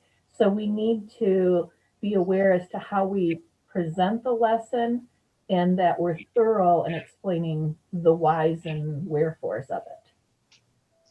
Yeah, and again, I think part of it too is that we don't just leave them with a bunch of statistics or, you know, a lot of information, but trying to make those connections, even with the infant mortality. What were the conditions that might lead to unhealthy babies? Again, not having enough food, not having access to doctors and medical care, having more exposure to those diseases such as malaria or the flu and that. So it does, I think it does kind of, it gives them a chance to kind of think things through a little bit and start to understand some of these bigger concepts or bigger ideas that we are trying to include, because they do overall have an effect on the population, and you cannot avoid some of these discussions when you are talking about populations. Right. I think that's why a couple of our literature books became so valuable to me. They gave me that springboard to open the discussion up, but it also gave the springboard for the kids to ask questions about the book we were reading instead of just coming out with a blanket question, because we know children on a whole, you have the inquisitive ones that want to know the answer, and then you have the inquisitive ones who won't ask the question. And so we need to be able to pull that piece out also. You know, like we said, this last lesson is shorter. There are some optional activities that go along with it. Children in Education, that's a really good presentation. And again, that kind of hits home with the kids. Yeah. But the one that we did want to make sure that we included was the this link and this information that Carol found with the USAID and how we extend, you know, once we've given these kids all of these pretty heavy problems and situations around the world, then I think it's kind of a nice way to give them something to think about in terms of how can we be hopeful and helpful to others. And so this is one of our agencies here that extends help and aid to other countries. Again, we want to make sure that they know what parts of the world we're talking about. There, I think, are 3 or 4 of them, and they're these short little videos that talk about what are some of the difficulties or some of the challenges people are faced with in trying to have a healthy life, and how the United States has offered aid in many different forms to help people get to that part, get to where they can enjoy those healthy lifestyles. So this one includes the farming and what to do when there isn't enough rain in that, and how the USAID has come in and worked with farmers and that. They also have like videos in that, and I think these videos are really well done. This one, interesting, again, we've been talking about malaria, so how do we help with that to try to prevent or reduce the amount of deaths from malaria. So this is another good one. And then the last one was education in that, and what are they doing to help refugee children that have been displaced and but still need to have access to an education so that they can improve their lives as adults. So all of these are really great videos. I don't know if there's more of them that we've linked about the World Food Program, just won the Nobel Peace Prize. So it's a great link, and it's one of our GLICs that connects to addressing, issues around the world and providing aid and assistance to other countries. So I think that is pretty much it. Carol, did you have anything that you wanted to share, or is there one of the videos you want me to click on? No, I really like the videos, not only because they advertise what the U.S. government does right now, aiding countries in Africa, but all of the countries you see in blue on the map. But if you looked at the life expectancy, or if you looked at the health characteristics, you would see that the USAID has chosen countries that really do need help with issues. But even if you weren't studying what these kind of sad issues that need to be addressed, inability to go to school, or dying of malaria, or starving because you have drought after drought after drought in Malawi, which probably has something to do with climate change. Even if you weren't studying that, I think that the videos give a good picture of what does a family look like in Malawi, or in further north in Africa. What does a typical family look like? You see a father who works hard. You see what's in the house. What do the children have to read? How is the mom trying to cook? And Africans are portrayed as the hardworking people that they are. So it's a very positive way to look at lives of everyday people in another place. Okay, I'm gonna just stop sharing, and I think that's where we kind of got towards the end of our agenda with a wrap up and everything. And I know we wanted to leave some time for questions and things like that too. Yeah, and I think, Dave, we do have a draft of the assessment for Unit 2. It's been revised 3 times, so it's getting better. So It's never done. and we'll make sure that it gets to Dave and Roy and Rebecca, so that those of you who need assessment can have that sooner than later. Yeah, Carol, as you guys have been working on that one, do you also have instructions for Joe so that it can get put into Inquisit? Oh, we certainly do. We have the draft and we have the answers. Okay. So it's all set, and it's matching multiple choice and a very few constructed response. Okay.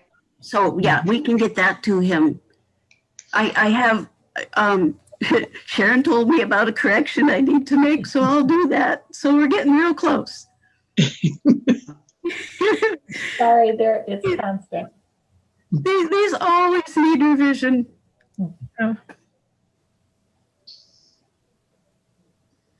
So are we ready for Dave and Roy to?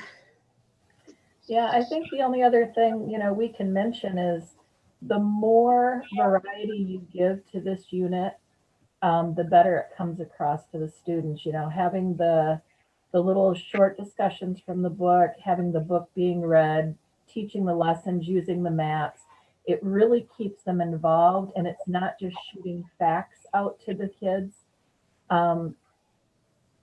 Keeping them really involved with the entire concept of what we're trying to get across is really important. And the videos just help to reinforce a lot of those pieces. I mean, that's really my suggestion for the group. Looking at it from a virtual teacher perspective, I found that what's worked seems to work a little bit better for my students.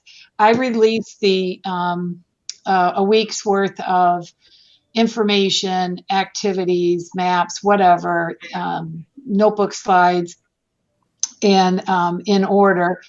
And I have notes with it and that. And then I meet with my group, my social studies group, on Tuesday morning. So they can preview it kind of like a flipped classroom thing on Mondays. But I do spend the time at my Google Meets with my students, and I share the screen, and I go through the PowerPoints with them because I know that they've either not looked at them or they've clicked through them like really fast. And so just taking the time to point out some things in the slides, things that I want to make sure that we emphasize, and then asking them questions or having them share in it. We can create a discussion. It's not as smooth as obviously in-person learning, but the kids, they love it. It's almost in a way, sometimes I think when we're going through it and I'm reading some of the slides and that and talking about it, they just enjoy somebody reading to them or somebody talking to them rather than having to read everything independently. They've had to do that a lot for all of their classes. So it seems like that's where they all settle down with an animal and a big pillow, and we go through the slides together, and then we try to do some interactive things together. I do go through and show them how to add information to maps. I do demonstrate how to connect their notebook slides to their digital notebook page. I've posted those videos in my Google Classroom. I linked a video on how to show a split screen into our Unit 2 that just shows how to have the student look at a presentation on half of their screen and then at their digital map on the other half of their screen and add information that way. And that's all done on their Chromebook, so that they don't have to keep clicking in and out. They're able to look at both screens at the same time. So it's just kind of overcoming some of those technical issues to make it run a little bit smoother than maybe what was happening in the classroom. But it's, it's a work in progress. And I think that I've had parents that have kind of joined in on Google Meets and they've asked questions and they're interested in it, or they're trying to figure out, what I'm asking the kids to do and how they're, completing their assignments and getting them turned in. So I would say the same thing with in-person learning, or if you're in person and you suddenly have to go to virtual, and that there are some, it may take a little bit more thinking ahead of time and planning ahead of time. Don't be afraid to take our PowerPoints and chop them up and divide them up a little bit if you want them in smaller chunks, if you want 5 or 6 slides, and then insert a slide with a question on it, things like that, so that you can check for understanding that way, or put in an exit ticket for them, an electronic one. But that way they are, you can see whether or not they're getting it, and you're getting that student engagement, trying to increase that student engagement even when it's virtually. So how long do you get live with a group? Well, I can take, we're supposed to keep it at about 30 minutes, but sometimes we'll go up to 45 minutes. We have time blocked out in our schedule. So when I meet tomorrow morning with my social studies students, I get them for the first 45 minutes because they have a second class scheduled at the same time. So we've split the time. So I get the first 45. The music teacher gets the last 45. He starts at 8:45 with them. So, but sometimes our meetings are 20 minutes long. It just all depends on what we have to do and how we take care of it. So, and there's usually anywhere from 20 to 30 kids that will join the meet. And the second part was, how does that compare to when we were in person? We had 50 minutes, but that included the end of the day announcements and them getting restless and moving in their seats, which is often when I put on the videos so that they stay seated. But so the time actually is about the same for social studies.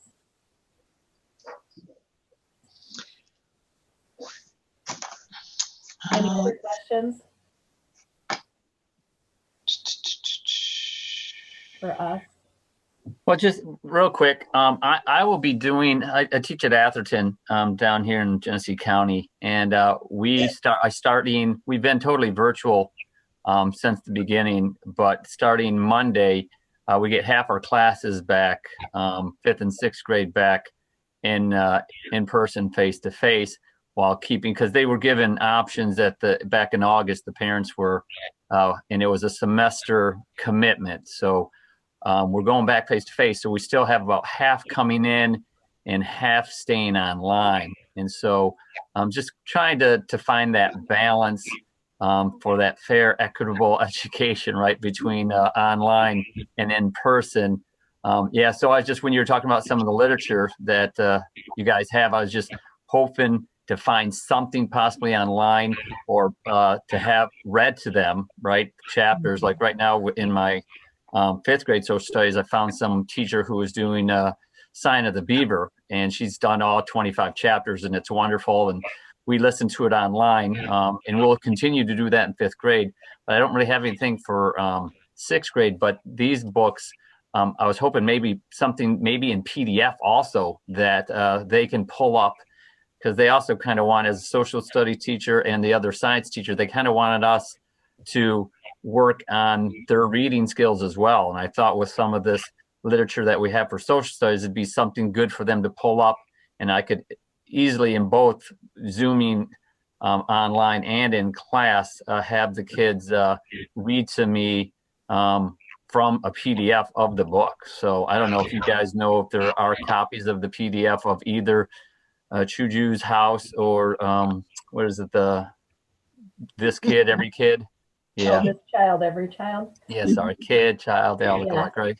I'm not aware of any PDF, and we ran into copyright infringements Right. when we were looking at, because we had debated starting to record us reading them, but it becomes a copyright infringement. So I guess my suggestion would be is if you have time Right. to record yourself doing Mhm. This Child, Every Child, because those are short excerpts. Okay. So it wouldn't take you a long time. Chuju's House is more lengthy. So it would take longer for you to get that done. But once you have it, after you've recorded it the first time, Then you then have it you can forever. use it for all of your classes from here on out, Yeah.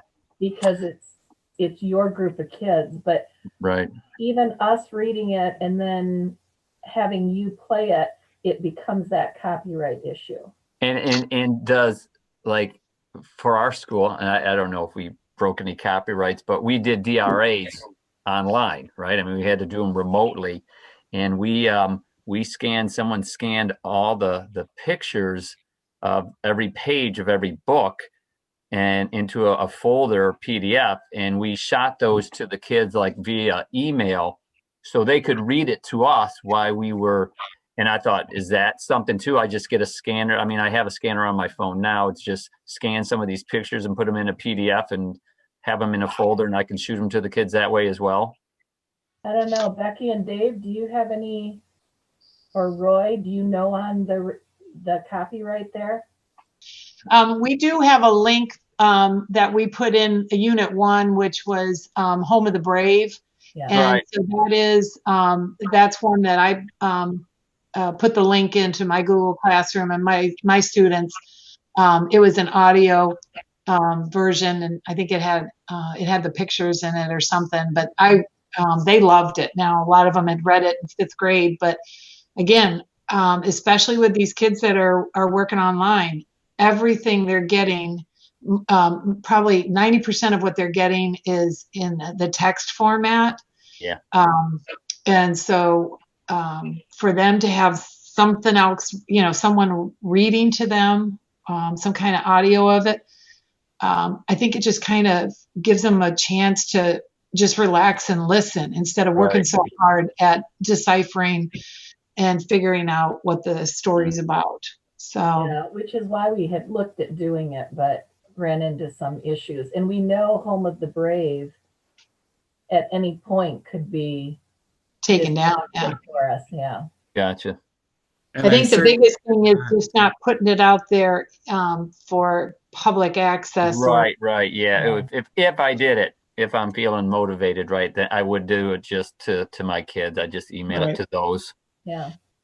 No, other than that, I'm good. I knew, I think Roy and Dave were talking about having some assignments for Canvas, because I use Canvas. So if you had those canvases so I could throw them into my Canvas, because I am getting close to being done with Unit 1, Lesson 2. We're still, we just finished up the 9 consequences of the latitude of Africa. So Okay. Good. You're at a good pace.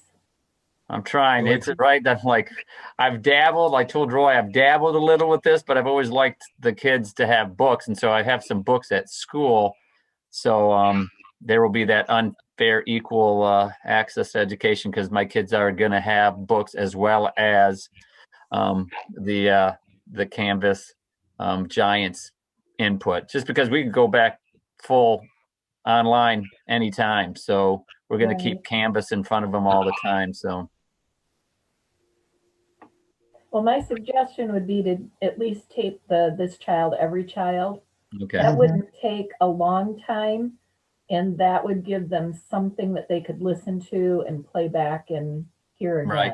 Oh no, I was going to say the kids love listening to this lady read A Sign of the Beaver. I mean, it's like 7 to 10 minutes a chapter. It's nothing, right?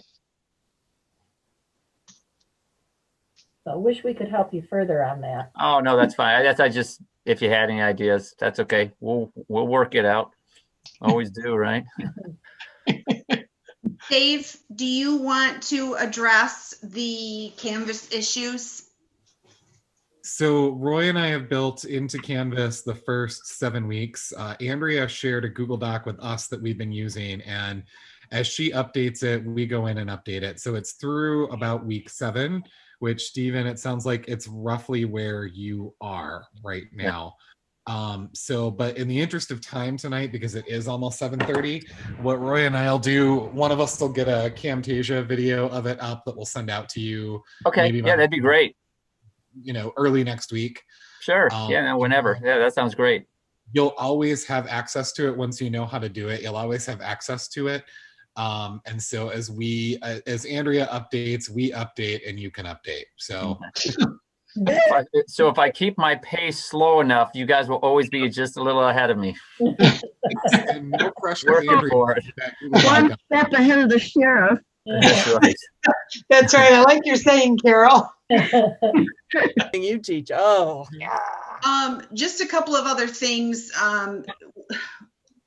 One of the things that it's really important. It may not be to you from the user end of things, but I work for a wonderful supervisor, and he's really given me a lot of latitude to do what we need to do for Giants. But it's getting more and more difficult for others when I don't have data to show. So if you guys could go in and complete that really super short survey, that really helps me, because then I can collect data and I can put it down in a table and say, look, this is why we're going to continue to work on Giants. This is why we're going to continue to build more units. We're going to continue to build assessments. Then they kind of look at the data and they go, yup, you keep doing it. So if you guys could help me with that, I would be really appreciative. Dave, do you have anything else that you needed to talk about? Or Roy, do you have anything else? Only other thing I had is you'll notice now that Giants links in 6th grade will take you out to actually make a physical copy as opposed to a view where you make the copy. It's a change that we'll be making with Open Book too, for those of you who use that. But Andrea and Carol and myself and Rebecca and Sharon and whoever created the files sometimes get 30 to 40 requests a day to access the file. And so we switched that over to automatically force a copy to be made to hopefully alleviate that. Because it doesn't matter how many times we write, go up to the top and click on file and choose make a copy. Nobody, including I have found with Open Book, I don't know about you guys with Giants, but including teachers and including some teachers who I've emailed repeatedly, hey, by the way, make a copy. So we've forced that to be something that will happen every time you click a link. So just be aware of that. It's not malfunctioning. I'm now getting emails about, hey, Giants isn't working right. It's making me make a copy. So hopefully all of that will settle down and all of our inboxes will be great again soon. Make my inbox great again. Roy, what do you have? Anything? We covered it. It's just the work we've done on putting it into Canvas. We're going to stay ahead of everybody. It's currently in Commons, and that video will include, or maybe a separate video depending on the link, how to then go back in and update the course that you have. And that's a little bit of a different process, but very easy to do. Anything else for the good of the order? I don't think so. I think we're right on time. Looking good. Yes, we are. It's 7:30 right now. Awesome. Nice work, everybody. Yeah, thanks for coming. Great job.